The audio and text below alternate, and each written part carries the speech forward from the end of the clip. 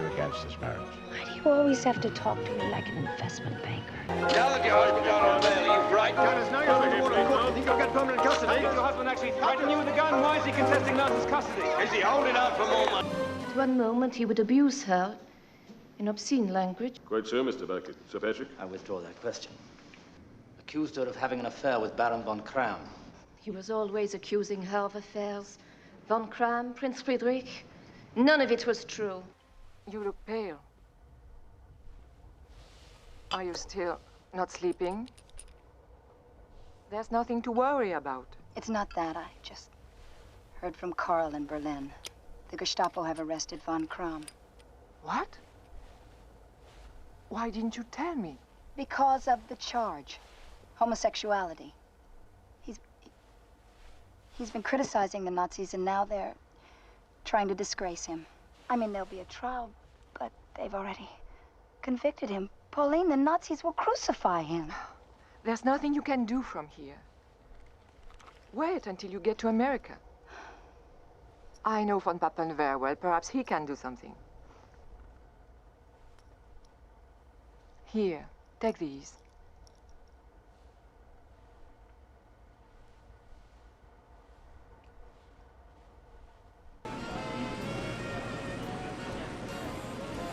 Barbara? Barbara, darling. Barbara, I'm eternally grateful to you. Haven't done anything yet. But you've shown up. Lance, come say hello to the Countess de Faso. Oh, Barbara, he's precious. He takes after his mother. Lucky him. Off you go. Oh, Barbara, if you and I can raise here half of what you raised in Palm Beach, it'll be a triumph. You know, people are wondering whether I'm giving these parties for the Allied war effort, or whether, as a gossip columnist with an overbite put it, to make up for marrying an Italian count, and therefore technically an enemy alien. Dorothy, you said you could do something for von Kram. Well, I can put you through to the so-called right people, but they charge for their humanitarianism. Whatever. A small fortune. I have a big one. How do we start? Well, I can get you through to Mussolini's daughter, Eda Ciano. She can route us through to Berlin. But we'll have to do that from neutral Mexico. It's pretty risky, even so. Well, but first, Barbara, there's something I need from you. anything. And for every dollar you donate to this great effort on behalf of the defense of Great Britain against Nazi Germany, Miss Barbara Hutton has agreed to match it.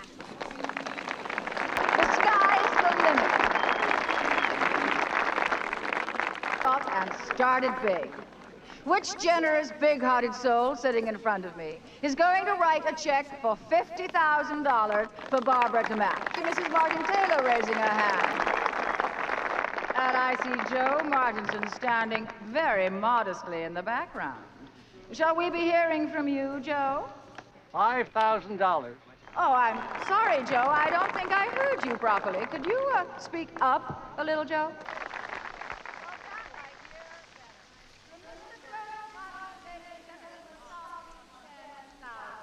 Ma'am? I'd like a gin and tonic, please. Yes, ma'am. $50,000. Ouch. If I were you, I'd take it easy with that stuff. You'll need a steady hand to sign that check. And before I make my donation, I'll wait till Dorothy moves a little lower down the scale, if that's all right with you. You're... Hello, I'm Cary Grant. And you're, Yes. Yes, I am. yes, you are. I've admired you in your films. I've admired you in your newsreels, Miss Hutton. Are you princess or countess these days? Luckily, neither at the moment. Did anyone ever tell you you're gorgeous? Did anyone ever tell you you're rich? I'd rather be gorgeous. I'd rather be rich. Yeah, hey, how about an arm around her shoulder there? I'm sorry, fellas. The can't oblige. Sorry. Thanks very much. You see, in my case, it's the price I pay for being a movie star, which I chose to become. Now, you could say that you didn't choose to be $1 million baby. I didn't choose to. But to be fair to the great American public, you didn't exactly renounce it either. We're both public property, Barbara. We both have to pay the price. And if two people were to share that, would it be more or less? Unless I'm hearing you wrong, that's a pretty leading question. Oh, you're a pretty leading man. For some reason, I always imagined you to be the shy, withdrawing type. I usually am. Till I know what I want. Then I make a beeline. We've raised $250,000 so far this evening, ladies and gentlemen. For a woman who just parted with $250,000 in matching funds, you look remarkably cool. It's $250,000 more than you've put in. Well, yes, but you're spontaneous. I'm not.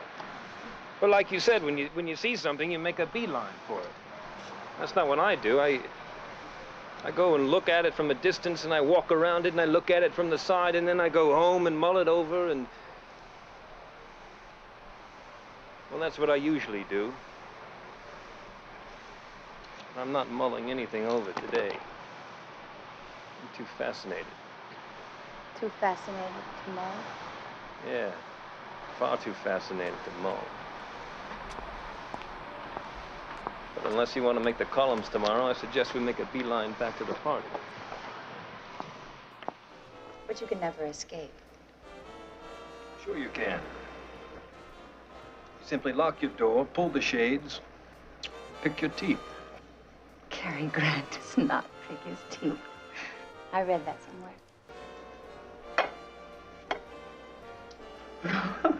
You. Too bad we don't have a wishbone. Oh. For Barbara Hutton to be able to lock the door and pull the shades. See who's really there. Sometimes I do. When I'm with Lance or writing my poetry, I become melancholy. I don't know why. Chinese hamburger and chocolate shake. A large order of fries. Heavy on the ketchup, honey. Got it?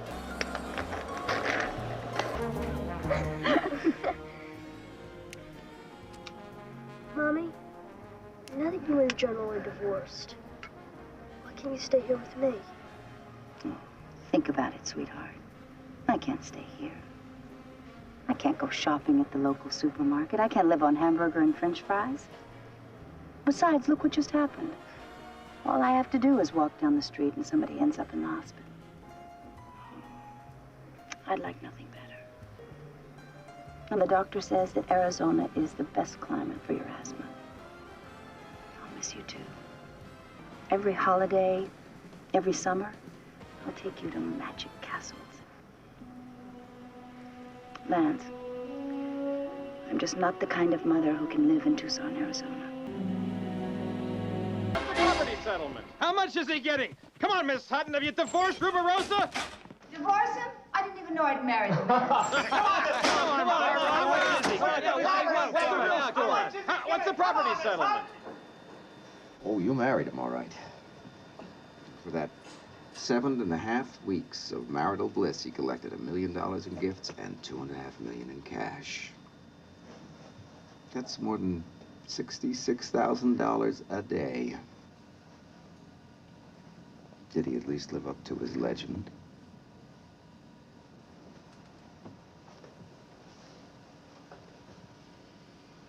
These wonderful people. Thank you, darling. I never. Who are you? James Douglas, the third.